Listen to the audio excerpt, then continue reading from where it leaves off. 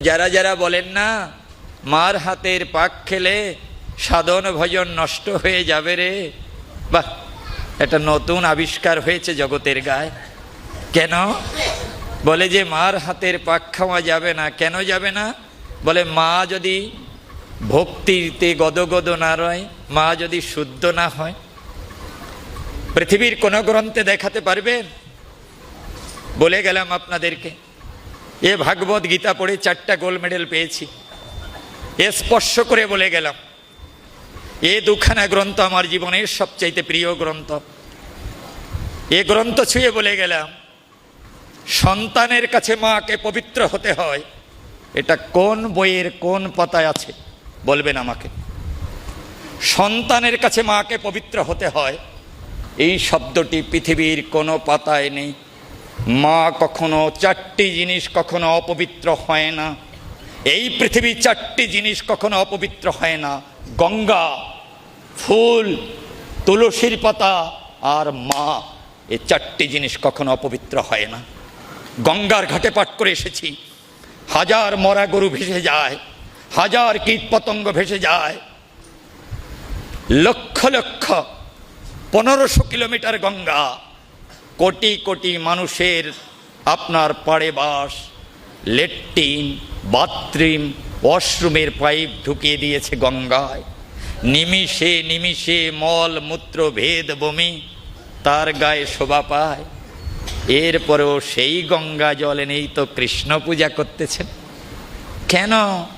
যার বুকে এত মরা গরু ভাসে, যার গায়ে এত কীট পতঙ্গ শব্দ চলে যায়, কোটি কোটি লেট্রিনের মলমূত্র ভেদ বমি মানুষের গঙ্গায় আপনার মিশ্রিত হয়, সেই গঙ্গা জল এনে কেন গঙ্গা পূজা, কেন কৃষ্ণ পূজা করেন? আপনাদের কাছে বলে যেতে চাই, মায়াপুরী নবদ্বীপে পাঠ করার সময় দেখেছি, গঙ্গাকে কেউ গঙ্গা বলে না, গঙ্গাকে কেউ গঙ্গা বলে না, বলে পতিত পাবনী মা গঙ্গা। মা শব্দটার পাশে পতিত পাবনী শব্দটা রয়। পৃথিবীতে এই পর্যন্ত যত ভাষা আবিষ্কার হয়েছে, এই পৃথিবীতে যত শব্দ এখনো আপনার এই প্রতীয়মান হয়েছে জগতের গায়, মা থেকে কোনো পবিত্র শব্দ এখনো পৃথিবীতে আসে নাই, আসেনি।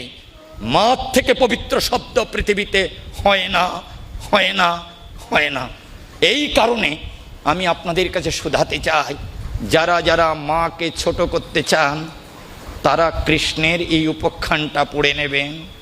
ধরাসতী যখন অধর কেটে দিয়েছিল, তখন প্রসাদ করেছে দান, তখন আপনার ধরার দিকে তাকিয়ে ভগবান বৈষ্ণব রূপে আপনার নারদকে নিয়ে যখন প্রসাদে হস্ত প্রসারিত করেছে অনুক্ষণ, তখন আপনার ধরাসতীর দিকে তাকিয়ে ভগবান বলেছিল, মা আমি এ প্রসাদ যে নিতে পারবো না। বলে কেন বাবা? বলে আমি দেখতে পাই তোমার সমস্ত অঙ্গের উদি দ্বারা বয়। তখন বলেছিল, তুমি আছো রজশালায়, রজশালার প্রসাদ কখনো গোবিন্দ প্রসাদ হয় না।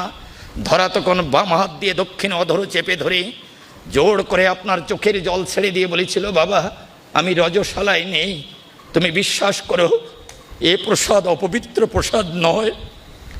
আমি সমস্ত কৃষ্ণ ভক্তদের বাড়িতে থেকে বিফল মনোরথ হয়ে কারো কাছে যখন এক বিন্দু চাউল পেলাম না, তখন আমার আর কোনো প্রকার গত্যন্তর ছিল না বিধায় ওই দোকানির কাছে গেলে পরে দোকানি যখন একটা ছুরি ধরে বলেছিল, তুমি তোমার অধরও কেটে দেবে, ওই অধরের সমপরিমাণ চাউল তুমি পাবে। বিশ্বাস করো বাবা, তোমাদের ওই অভুক্ত বদন দেখে আমার এই দেহের প্রতি কোনো মমত্ব ছিল না। তাই আমি ওই অধরও কেটে আমি প্রসাদ করেছিলাম। এটা অপবিত্র মনের প্রসাদ নয় বাবা। ধরে যখন অশ্রু সজল নয়নে বক্ষ প্লাবিত করতেছিল, ভক্তের বেদনা সইতে না পেরে শঙ্খচক্র গদাপদ্মধারী মুরলী মোহন আমার সমুখ ভাগে দাঁড়ালো। ধরাকে বলেছিল ডেকে, আমা দেখো তোমার সামনে কে দাঁড়িয়ে আছে।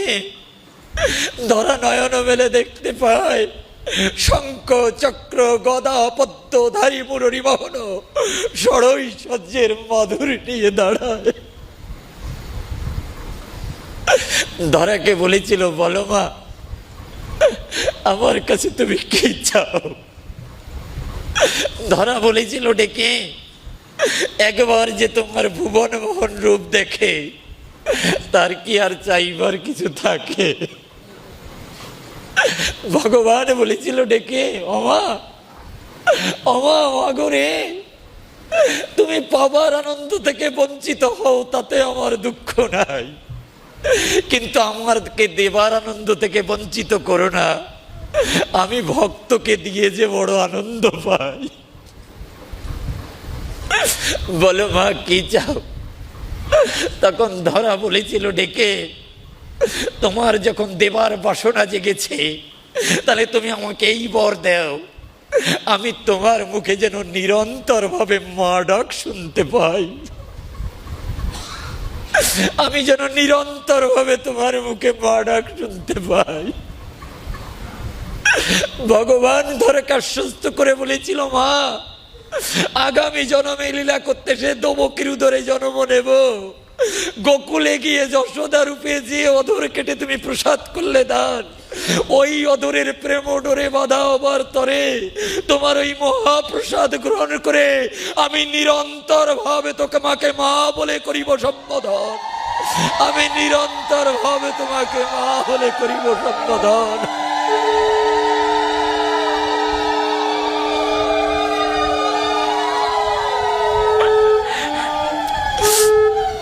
জগৎ প্রভু বলতে সাহস পেলেন না, আমি তোমার ঋণ শুধিবার তরে, আমি কৃষ্ণ নটবরে যে অঙ্গ করেছ কেটে দান, সেই অঙ্গে ঋণ শুধিবার তরে জনমনবদবকির দরে গোকুলে গিয়ে সেই অঙ্গ পান করে আমি তোমাকে মা বলে করিব সম্বোধন। মাতৃঋণ পরিশোধ করা যায় না, যায় না। এখানে শিক্ষিত লোক আছে বিধায়ী কথাটা বলবো। Abraham Lincoln, of the people, by the people and for the people. পৃথিবীতে এই পর্যন্ত যত আপনার রাষ্ট্রনায়ক এসেছেন, ওর থেকে অশিক্ষিত কোনো রাষ্ট্রনায়ক এখনও পৃথিবীতে আসেনি। মার নাম ছিল ন্যান্সি লিঙ্কন, বাবার নাম ছিল টমাস লিঙ্কন। 1817 খ্রিস্টাব্দে মা মারা যাবে, বাবা আপনার আগেই মারা গিয়েছে। আপনার ছোট্ট একটা কুড়ে ঘর বেঁধে বনের পাশে থাকতো, চন্দন কাঠ বিক্রি করে জীবন কাটাতো। 1817 খ্রিস্টাব্দে কোনো এক সময় বৃহস্পতিবার মা সন্তানকে বলেছে, খোকারে, 7.5 বছর বয়স ছিল তখন আব্রাহামের, বলেছে খোকা আজকে চন্দন কাঠ কাটতে যাস না। বলেছে কেন মা? বলেছে সূর্য অস্ত যাবার আগে আমার প্রাণ পাখি চলে যাবে, আমি প্লেগ রোগে আক্রান্ত হয়েছি, তাই তোকে একটা কথা শুধাই, যাবার আগে তুই আমার কথা শোন, আজকের দিনটা তুই আমার কাছে বসে থাক, আমার সমস্ত ভালোবাসাটুকু তোকে আমি দিয়ে যেতে চাই। আপনার সূর্যোদয়ের সাথে সাথে আব্রাহাম মায়ের কাছে বসেছে। আপনার মায়ের কাছে বসে দ্বীপ্রহর রজনী যখন সূর্য দেবতা যখন মধ্যাহ্ন গগনে, মা হাত দুইখানা চেপে ধরেছে সন্তানের, বলেছে খোকারে, একটু পরে সূর্য দেবতা চলে চলে যাবে, তাই তুই আমাকে কথা দে, যাবার আগে তোর মুখে একটা কথা শুনতে চাই, তুই বল বাবা আমার এই কথা দুটো রাখবি। বলে বলো মা। বলে তুই আমাকে ছুঁয়ে কথা দে, কোনো দিন কোনো কাজে তুই জগৎ প্রভুকে গড ঈশ্বর আল্লাহ বলে যে কেউ আছে কোনোদিন অস্বীকার করবি না, আমাকে ছুঁয়ে কথা দে, এই জগতে একজন সৃষ্টিকর্তা আছে তাকে কখনো অস্বীকার করবি না। বলে না মা করবো না। বলেছে আরেকটা কথা দে খোকা, আমাকে ছুঁয়ে তুই কথা দে, তোর মনমন্দির থেকে কোনোদিন মায়ের মূর্তি যাবে না। বলেছে না মা যাবে না। বলে এই দুটো কথা তুই যদি রাখতে পারিস, আমি তোকে আশীর্বাদ করে গেলাম, তুই একদিন আমেরিকার প্রেসিডেন্ট হবি, আমেরিকার প্রেসিডেন্ট হবি। 1817 খ্রিস্টাব্দে মা আশীর্বাদ করে গিয়েছিলেন। 7.5 বছর বয়সে 1865 খ্রিস্টাব্দে গিয়ে আমেরিকার প্রেসিডেন্ট হয়েছিলেন আব্রাহাম লিঙ্কন। বিরাট একটা হলঘরের মাঝখানে বসে যখন তাকে সম্বর্ধনা দেওয়া হচ্ছিল, তখন আব্রাহাম লিঙ্কন দাঁড়িয়ে বলেছিলেন, হে আমেরিকাবাসী, আমি যে আপনাদের সেবার ভার পেয়েছি মাত্র দুটি কারণে, একটি কারণ জগৎ প্রভু, আর একটি কারণ আমার মায়ের আশীর্বাদ। বলেন, আমি জানি আপনাদের সময় নেই, আপনাদের বিরক্ত করছি, তারপরেও বলবো, আপনারা জানেন এই পৃথিবীতে কত মা সন্তান আনতে গিয়ে মারা গিয়েছে, আমি নিজের চোখে দেখেছি। একটা মা ডাক শোনার জন্য কত মা জগৎ থেকে হারিয়ে গেছে। এই দেহের যদি একসাথে 40খানা হাড় ভেঙে যায়, যে বেদনা হয় তার চাইতে 10 গুণ ব্যথা প্রসব বেদনায়। এত বড় বেদনার মাঝখানে দাঁড়িয়ে আপনার ভগবানকে রক্তের হোলির মাঝখানে নিমজ্জিত হয়ে মৃত্যুর দুয়ারে আলিঙ্গন করার বাসনায় মৃত্যুকে মা দাঁড়িয়ে ওই রক্তের স্রোতে ভেসে মা বলেছে, হে ভগবান, হে কৃষ্ণ, হে জগৎপতি, আমি যত দুঃখ পাই কষ্ট পাই তাতে আমার ব্যথা নাই, কিন্তু আমাকে তুমি যত কষ্ট দাও তাতে আমার দুঃখ নাই, কিন্তু আমি যেন একজন কৃষ্ণ ভক্ত সন্তানের মুখে মা ডাক শুনতে পাই, তুমি আমাকে একটা কৃষ্ণ ভক্ত সন্তান দিও। হে ভগবান, হে জগৎ প্রভু, আমি যত কষ্ট পাই তাতে আমার দুঃখ নাই, কিন্তু আমি যেন একজন কৃষ্ণ ভক্ত সন্তানের মুখে আমি যেন মা ডাক শুনতে পাই। কেন? মা থেকে কোনো পবিত্র শব্দ এখনো পৃথিবীতে আসেনি, আর সেই মা ডাক যদি কোনো কৃষ্ণ ভক্ত সন্তানের মুখে হয়, ওর থেকে আর মধুর প্রসাদ মায়ের কাছে নয়। আপনাদের কাছে শুধাতে চাই, এই মানুষটাকে দূর থেকে হয়তো চিনতে পারবেন না আপনারা, এই ছোট ছবিটা আপনারা আপনাদের নেট থেকে নামিয়ে নেবেন। এই ছবিটা ভারতের যশস্বী প্রধানমন্ত্রী নরেন্দ্র দামোদর দাস মোদী।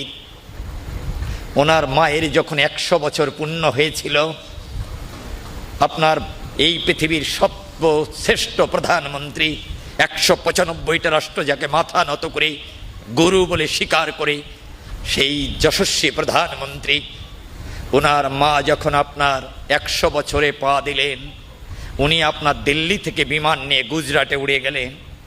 গুজরাটে গিয়ে মা যে ছোট্ট কুড়ে ঘরটায় শয়ন করতেন, ওই শয়ন করে ঘরের পাশে মাকে একটা চেয়ারে বসিয়ে পদযুগল আপনার একটা থালার উপরে রেখে নিজের হাতে আপনার গঙ্গা থেকে জল এনে মায়ের পা দুখানা ধুয়ে দিয়েছিল। মায়ের সমস্ত পা দুখানা ধুয়ে দিয়ে সেই জলটুকু নিজে গ্রহণ করে দেখালেন, জানানি জানবা ভবিষ্য স্বর্গাদপি গরিয়সী মাতা। বলেন, অত বড় একজন সাধক পুরুষ মায়ের পা ধুয়ে জল গ্রহণ করে দেখালেন, জগতে মা থেকে পবিত্র কিছু হয় না। মায়ের চরণে স্বর্গ লুটিয়ে রয়, ওই চরণ ভজনা করলে পরম প্রভুর দেখা পাওয়া যায়। নরেন্দ্র দামোদর দাস মোদী প্রমাণ করলেন। 7 থেকে 8 মাস পরে যখন ওনার মা পৃথিবী থেকে চলে গেলেন, আপনার অত বড় যশস্বী প্রধানমন্ত্রী 2 ভাই মায়ের সব দেহটা আপনার কাঁধে নিয়ে আপনার হরি ধ্বনি করতে করতে চলে গেলেন চিতার কাছে। ওখানে গিয়ে চন্দন কাষ্ঠ দিয়ে যখন মা আর আপনার দেহটাকে ভস্মীভূত করেছিলেন, অগ্নি দেবতা তখন দাউ দাউ করে প্রজ্বলিত ধারায় উপনীত হয়ে ওই মার নশ্বর দেহটা গ্রহণ করে বক্ষে তুলে নিয়েছিলেন। অগ্নি দেবতা যখন বক্ষের ভিতরে তুলে নিয়েছিলেন, নরেন্দ্র দামোদর দাস মোদী জোড় হাতে দাঁড়িয়েছিলেন, হে জগৎ প্রভু, আমার মা যেন তোমার শ্রীচরণ পায়, ইহকাল থেকে পরকাল পর্যন্ত সন্তানের সাথে মায়ের সম্বন্ধ থাকে। আমার বাবা গরিব ছিল, উনি যখন কলকাতাতে পড়েছেন তখন আমার জন্ম হয়েছে। আমার মা জানতো আমার বাবা তাকে ভালো তোয়ালি কিনে দিতে পারবে না। আমার মা, আমি যখন গর্ভে, আমার ভাবনা ভেবে আমার মা তার পরিত্যক্ত কাপড় দিয়ে সুজির ভিতরে সুতো দিয়ে নিজের হাতে কয়েকখানা পবিত্র কাঁথা তৈরি করেছিল। আমার সন্তান জগতের বুকে আসলে কোথায় রবে? আমি আসার আগেই আমার মায়ের ভাবনা ছিল,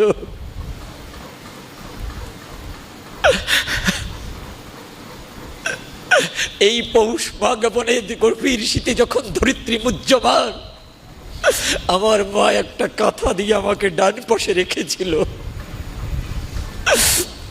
প্রকৃতির ডাকে যখন ওই কাঁথাটা সিক্ত হয়ে গিয়েছিল, ভিজে গিয়েছিল, আমার মা সরিয়ে বাঁ পাশে রেখেছিল। যখন বাঁ পাশটা ভিজে গিয়েছিল, কোনো গত্যন্তর না পেয়ে, কোনো জায়গা খুঁজে না পেয়ে, আমার মা তার বক্ষের উপরে একটা আঁচল বিছিয়ে আমাকে রেখেছিল। রাত্রি যখন দ্বিপ্রহর, ওই রজনীর মাঝখানে যখন আমি আমার মায়ের আঁচলটা, বক্ষটা ভিজিয়ে ফেলেছিলাম, তখন আমার মা বক্ষ থেকে ওই কাপড়টা সরিয়ে দিগম্বরী হয়ে আমার মা আমাকে বক্ষে জাপড়ে ধরে পাখির পলকের মতো দুটো ডানা দিয়ে আমার শীত থেকে পরিত্রাণ করার তরে আমার মা ভগবানের কাছে বলেছিল,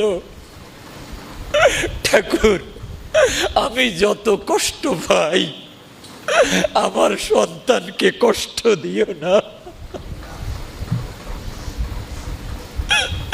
এত তিল তিল করে আমাকে বড় করেছে।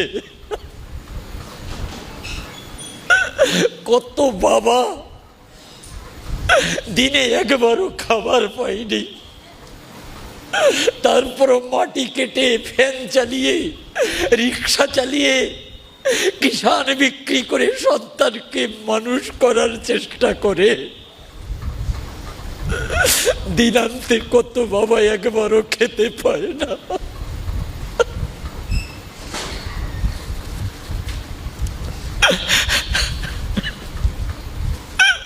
আজকে আমি কত বড় হয়ে গেছি, আজকে আমি সাধু হয়ে গেছি, আমি মাস্টার হয়েছি, আমি প্রফেসর হয়েছি, আমি প্রিন্সিপাল হয়েছি, আমি ডাক্তার হয়েছি, আমি ইঞ্জিনিয়ার হয়েছি, আমি কত বড় হয়ে গেছি। তাই আমি বলি, আমার মা অপবিত্র হয়ে গেছে,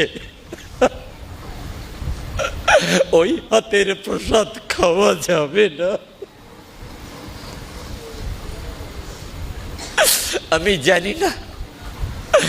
জানি না এই কথাটা কোনো শাস্ত্রের পাতায় লিপিবদ্ধ হয়েছে কিনা। আমি বাইরে থেকে পাঠ করে এসে কল্যাণীতে আমার একটা পাঠ ছিল ভারতের, রাত 12টা 12:30 পাঠ শেষ করে বসেছি। আপনার মোবাইলের দিকে তাকিয়ে আপনার একটা নিউজ দেখি, এত কেঁদেছিলাম, বিশ্বাস করেন আমার চোখের পাতা আর কোনোদিন মনে এই জলে সিক্ত হবে না। ফেসবুকে একটা লেখা দেখে এত কেঁদেছিলাম। মা একটা ছোট্ট সোনামণিকে, একটা ছোট্ট ছেলেকে, একটা ছোট্ট খোকাকে প্রসাদ দেবার তরে একটা থালায় করে কটা ভাত মেখেছে, মেখে খোকার পিছনে পিছনে ছুটতেছে, বলতেছে, ও বাবা দুটো নে না, ও বাবা দুটো নে না, একটু মুখখানা বেদনও কর না বাবা, ফাঁকা কর না, এই ভাত দুটো নে বাবা, নে। খোকা গিয়ে গাছের ডালে অথবা বেঞ্চির নিচে পালিয়েছে, মা দৌড়িয়ে গিয়ে তার পাশে গিয়ে থালাটা ধরে বলতেছে, ও খোকা নে, নে বাবা নে, এই প্রসাদ দুটো নে বাবা, একটুখানি নে বাবা, নে না, একটু প্রসাদ নে না, ও খোকা এই প্রসাদটুকু নে না।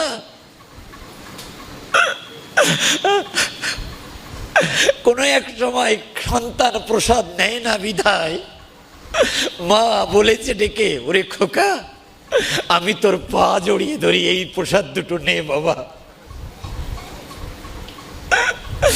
সন্তান প্রসাদ নেয় না বিধায় মায়ের চোখের জল ফোটায় ফোটায় পুষ্পরাশির মতো নিপতিত হয়েছে। কোনো এক সময় থালাটা ভরে গেছে, মা কাঁদতে কাঁদতে কোনো এক সময় থালাটা হয়তো চোখের জলে প্লাবিত হয়েছে। আপনারা বিদগ্ধ সাধুগুরু পণ্ডিত জন, আপনারা বলেন, যে সন্তানকে খাওয়াতে গিয়ে মা একদিন কেঁদেছে, যে সন্তানকে খাওয়াতে গিয়ে মা একদিন কেঁদেছে, আজকে সেই সন্তান খাবার দেয় না বিধায় কত মা কাঁদে। সন্তানকে খাওয়াতে গিয়ে মা কেঁদেছে, আর আজকে সেই সন্তান খাবার দেয় না বিধায় মা কাঁদে। এই তো আপনাদের প্রেম, এই তো আপনাদের ভক্তি, এই তো আপনাদের ভালোবাসা। আমি জানি না আপনাদের কারোর সাথে হয়তো আমার হৃদয়ে ভাগ করে নিতে পারবো না। আমার সাধনা এত বৃহৎ নয়, আমার পড়াশোনার জ্ঞান অনেক কম। আমি যৎকিঞ্চিৎ পড়েছি, আমার সাধন তত্ত্ব দিয়ে, আমার জ্ঞান বিদ্যা ভক্তি প্রেম দিয়ে আমি এটা বুঝেছি, বাবা মা থেকে বড় ভগবান পৃথিবীতে আসে না, আসে না, আসে না, আসে না। এই কারণে যারা বাবা মাকে ভালোবাসে না তাদেরকে ভগবানও ভালোবাসে বলে আমার মনে হয় না। রামচন্দ্র বলেছিলেন, রামচরিত মানস বইতে আছে দেখবেন, বাবা মা থাকতে যে বাবা মাকে ভগবান জ্ঞানে পূজা করে না, বাবা মা চলে যাবার পরে সেই সন্তান যদি কোনো প্রসাদ দান করে, সেই বিদেয়ী আত্মা সেই সন্তানের প্রসাদ গ্রহণ করে না, করে না। এই কারণে যে বস্তু সাধনা করে পাওয়া যায় না, সেই বস্তুকে যতনহীন রাখলে ভগবানও সন্তুষ্ট হবে না। আমার বিনয়ের সঙ্গে আপনাদের কাছে রইল, এই এলাকার ভাই বোনদের কাছে জোড়হাত করে বলে যাই, ভগবানকে পূজা দিতে যদি নাও পারেন, অন্তত প্রতিদিন সন্ধিক্ষণের সময়ে বাবা মাকে একটা প্রণাম করবেন, দেখবেন জগৎ প্রভু আপনার প্রতি খুশি হবে। পিতা স্বর্গ পিতা ধর্ম পিতা হি পরমান তপ পিতরি পিতেমাপন্নে পিয়ন্তে সর্বদেবতা জানানি জানমা ভূমিচ্চ স্বর্গাদপি গরীয়সী মাতা, স্বর্গাদপি গরীয়সী মাতা, স্বর্গাদপি গরীয়সী মাতা।